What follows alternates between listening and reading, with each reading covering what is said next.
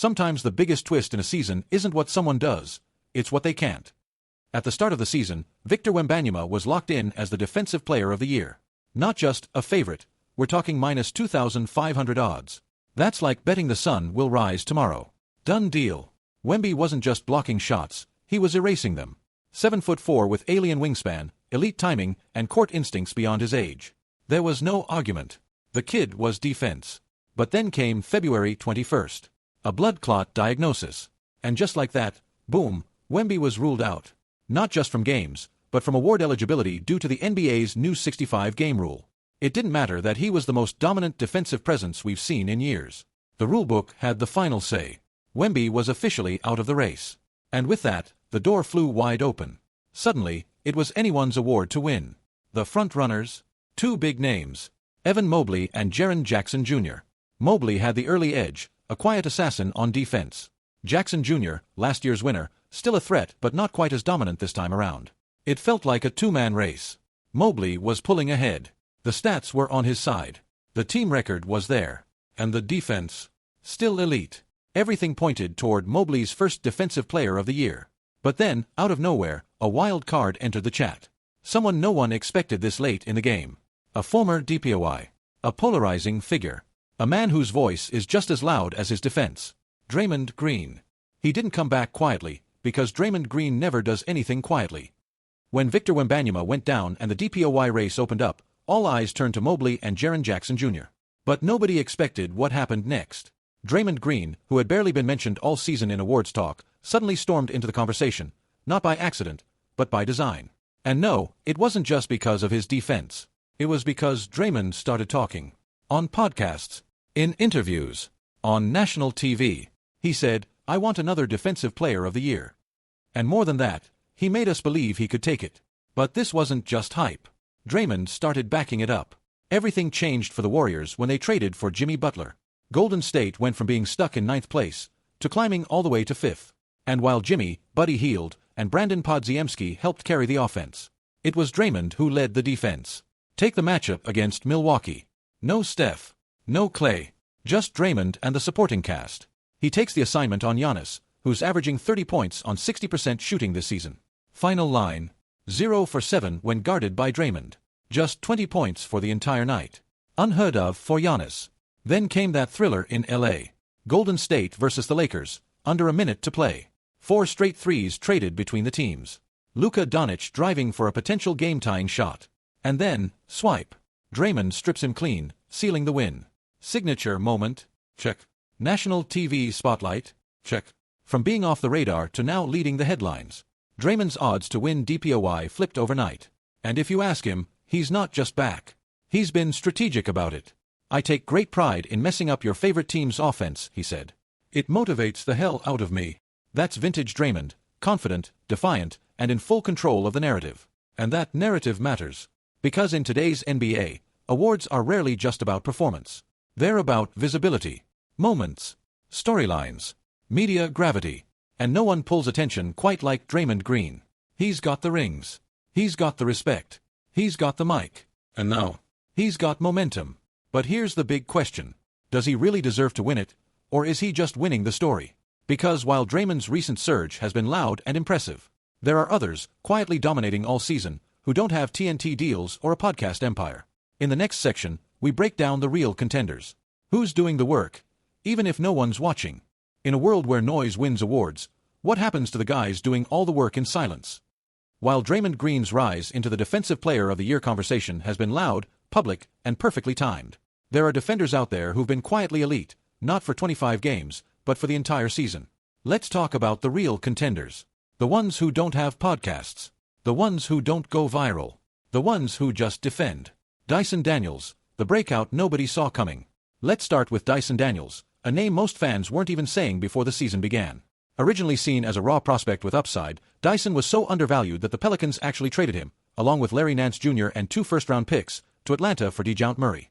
At the time, it felt like a win for New Orleans. But now, it looks like they gave away a future star. In Atlanta, Dyson has exploded defensively. He leads the NBA in steals, and could become the first player in over 30 years to average more than 3 steals per game. He's long, fast, instinctive, a disruptive presence on every possession. And unlike many stat stuffers, Dyson's defense translates to team impact. He makes opponents rethink their dribble. He turns passing lanes into traps. He takes stars out of rhythm. But here's the thing, he's young. No resume. No brand. And unless you're watching Hawks games regularly, you might never see him do what he does best. Narrative. Weak. Defense. Elite. Luguentz Dort, the anchor on the league's best defense. Then there's Luguentz Dort, the guy many call the best defender on the NBA's #1 defensive team, the Oklahoma City Thunder. Dort guards the best player every single night. From Steph to Tatum to Booker, Dort takes the assignment and makes life miserable. But here's the strange part. Statistically, the Thunder are actually worse defensively with Dort on the floor. Oh. Because literally everyone on that team defends. OKC has built a culture where defense is a collective effort, which ironically hurts Dort's individual case. Also, defense isn't just about effort, it's about role and positioning. Dort does the hard jobs, but OKC's system lets others shine in the numbers. If you swap in Alex Caruso for Dort, the team still performs well. That shows how misleading some on-off stats can be. So again, Dort may not have the numbers, but if you watch the tape, you see it, a defensive dog who does the dirty work, even when it doesn't hit the box score. Evan Mobley, silent, steady, and unshakably elite. And then, there's Evan Mobley. No controversy. No headlines. Just results. When Mobley came into the league, people saw superstar potential. But while the offensive side took time to develop, the defense was NBA ready from day one. This season, Mobley has quietly transformed the Cleveland Cavaliers into a defensive juggernaut. When he's on the floor, the Cavs have the 6th best defense in the league. When he's off, they drop to 25th. That's not just impact. That's value. He's the anchor, the rim protector, the switch defender, all in one. And now, he's added even more versatility to his game. Watch him on a pick and roll. He stunts the ball handler, then recovers to shut down the roll man. Against transition attacks, he meets players at the rim like a wall. And if a guard tries to switch him on the perimeter, Mobley stays in front, shuffling, sliding, locking them up. And yet, the biggest knock on Mobley? He doesn't have a moment. No Giannis shutdown like Draymond. No Luka strip. No viral clip to hang his candidacy on. Just quiet, complete domination. Night after night. But here's the thing. It's called Defensive Player of the Year, not Defensive Player of the last 30 days. Mobley won Defensive Player of the Month in both December and February. He's been consistent, durable, smart. And the Cavs' defense doesn't function without him. That's not hype. That's reality. And so the question becomes, why are we pretending this race is so close? Why are we letting late-season highlights erase 5 months of elite-level work? In a world obsessed with narrative, Mobley might just lose out. Not because he wasn't the best defender, but because he wasn't loud enough. Sometimes the best defender isn't the one in the spotlight. It's the one cleaning up everyone else's mess in silence. We've heard the stories. We've seen the highlights. Draymond locking up Giannis. Stripping Luka. Podcasts. Post-game quotes. National TV debates. And somewhere in between all that noise, the line between narrative and reality started to blur. Because here's the uncomfortable truth. Defensive Player of the Year doesn't have a real rulebook. No strict formula. No reliable metric. It's the most subjective award in basketball. There's no stat that captures when a player scares the ball handler into making a bad decision. No box score for denying a drive before it ever starts. No metric for the fear factor that changes a team's entire offense.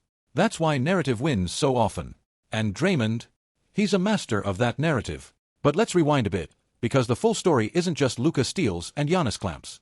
Let's talk about the other side of Draymond's season. Before the Warriors got Jimmy Butler, their defense was bad. From November 23rd until the trade, they ranked 20th in team defense. Not just average, bad. And yes, that wasn't all Draymond's fault. But his effort, it wasn't always there either. Watch the film. Against DeMar DeRozan and Keegan Murray, Draymond switches on a pick and roll. Then doesn't even bother closing out, giving up a wide-open three. Against Kyrie Irving, he contests a three, then completely bails on the rest of the play, giving Kyrie a clean lane to the rim. Against Dennis Schroeder, he bites on a fake so hard, it might still be spinning, leaving the lane wide open again. This wasn't just one game. It was a pattern. And while we can excuse some mental lapses during the doldrums of the season, if you want to win Defensive Player of the Year, those plays shouldn't exist in your tape. Compare that to Mobley, who, even without flashy moments, has been locked in all season. No dramatic drop-offs. No up-and-down stretches. Just discipline, rim protection, and versatility. He doesn't chase highlights. He doesn't need to, because the numbers, the tape, and the impact all say the same thing. Evan Mobley has been the best defender this year. So why is this even a debate? Because awards aren't always about who's been best. They're about who we feel deserves it. And in Draymond's case, a lot of people want to give it to him. He's only won one Defensive Player of the Year, despite being the engine of some of the best defenses we've ever seen. Meanwhile, Rudy Gobert, often mocked, rarely feared, has 3. Tim Duncan, 0. Scottie Pippen, 0. So the idea of giving Draymond one more, it's not just about this year. It's about his legacy. And that's where the debate gets complicated. Because this isn't Defensive Legacy of the Decade. It's Defensive Player of the Year. And the truth is, a hot 25-game stretch, even a great one, shouldn't outweigh 6 months of elite consistency. Mobley doesn't have a microphone. He doesn't have a moment. But he does have one thing that matters more than any of that. Proof. So when the votes come in, will the voters reward volume or value? Narrative or nuance? Because history may remember Draymond's late-season surge. But it should never forget that, from start to finish, Evan Mobley was better.